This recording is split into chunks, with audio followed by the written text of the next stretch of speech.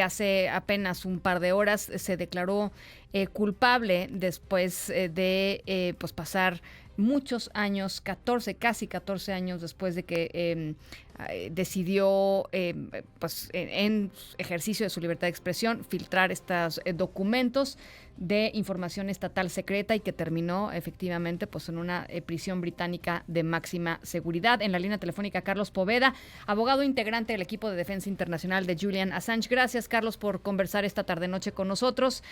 Pues se tuvo que declarar culpable, caray. Sí, muy buenas noches. Gracias por esta oportunidad y un saludo a la distinguida audiencia. Siempre hemos manifestado que había que priorizar la libertad de Julian.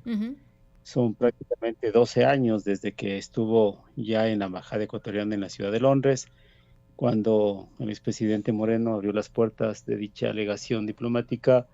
Pasó 5 años privado de su libertad en las cárceles más fuertes de Europa, como es la cárcel de Belmarsh. Y claro, en este momento se preguntan por qué la declaratoria y la libertad. Yo creo que en una situación en donde ya afecta la libertad a la vida, obviamente no tiene ningún tipo de parangón o decisión de seguir en un tema legal que al final de estos meses era favorable a la defensa de Julian.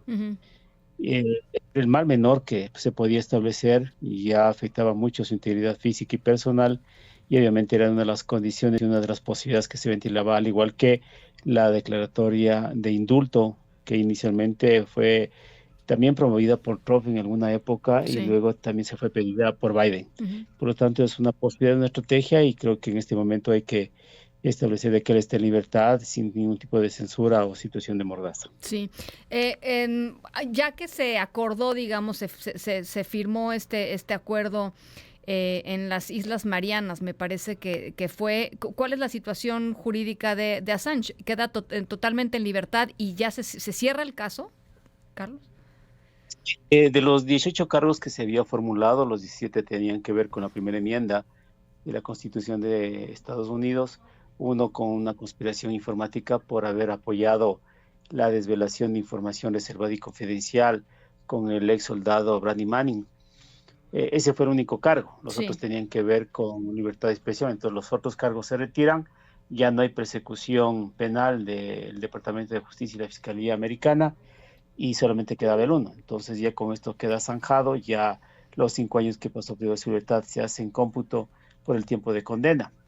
Bajo esta situación ya en este momento no tiene ningún tema pendiente. Ya en estos minutos, tengo entendido, ya debería, ya en su estatus de libertad, obviamente ya dirigirse a Australia, a su lugar de origen, y tener una vida normal. Esperemos que sea así. No es imposible decir que va a recuperar el tiempo, pero sí por lo menos con su familia, con sus hijos y con su ejercicio profesional del activismo, que ya será una decisión muy personal de él. ¿Cuál es su situación física, Carlos? Pues sabíamos que durante un buen rato de su cautiverio, digamos, de su encarcelamiento, tuvo pues serios problemas físicos, de salud, pues quiero decir. De hecho, sí. Precisamente esto se inició en la embajada ecuatoriana. Cuando Lenín Moreno asumió el poder, ya había limitaciones para fisioterapia, temas odontológicos y también problemas que afectaban su salud mental. Posteriormente, en las primeras audiencias, ya encarcelado en Belmarsh, en las audiencias, en una de esos actos de justicia, él tuvo un derrame cerebral que le afectó un órgano de visión. Y precisamente ustedes podrían haber vislumbrado que en las últimas audiencias que se dio, él ya no comparecía, precisamente por su afectación. Entonces, de aquí yo creo que hay un largo camino de recuperación. Usted podrá imaginarse 12 años que él no pudo salir como nosotros. En la plaza de Belmarsh, 23 horas aislado, apenas 1 hora que tenía contacto con el sol, muy limitado para inclusive su defensa legal, y tendremos que esperar precisamente que su integridad física y de salud mental vayan recuperándose de a poco. No hay manera de reclamar reparaciones porque tuvo que declararse culpable, ¿cierto? Esa es una parte, no es un tema de Estados Unidos con Assange. Eso lo he venido manifestando, que hay temas pendientes que aún quedan de Assange con terceras personas.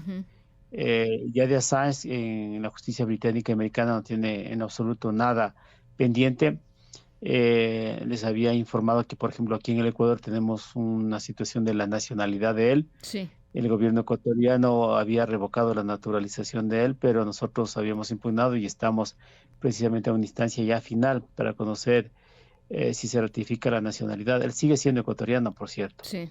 Tenemos la demanda ante Comisión Interamericana por la apertura de la embajada y la violación a instrumentos internacionales Cuando de lo derechos de sacaron. asilo.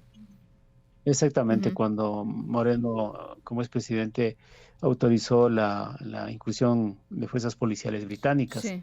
Eso todavía está pendiente. Aquí también se había formulado una denuncia por espionaje que la Fiscalía General lo archiva aquí en el Ecuador. Eso también está en la Comisión Interamericana. Tenemos el tema de espionaje por empresas privadas en Madrid, en la Audiencia Nacional, en donde el juez inclusive ya le pidió a la policía que le entregue el dispositivo telefónico que casualmente había desaparecido. Ujú. Y existe una denuncia del equipo legal internacional de Estados Unidos de Assange, en donde se le demandó a Mike Pompeo también por espionaje. Esas son las 3 causas básicas o 4 causas básicas que todavía están pendientes. Hay un tema de la extradición con Estados Unidos que podría ya estar ya concluido, terminado, pero hay este tema pendientes que esperamos haya una resolución favorable. Bueno, pues por supuesto vamos a estar muy atentas y atentos a lo que suceda. Ojalá podamos conversar un poco más adelante cuando haya más claridad de cómo van avanzando estos casos. Yo te agradezco mucho, Carlos, que hayan hablado con nosotros esta tarde-noche y les mando un abrazo. Igualmente, un saludo cordial y también gracias por esta entrevista. Muchísimas gracias. El abogado, uno de los abogados del equipo de abogados de Julian Assange.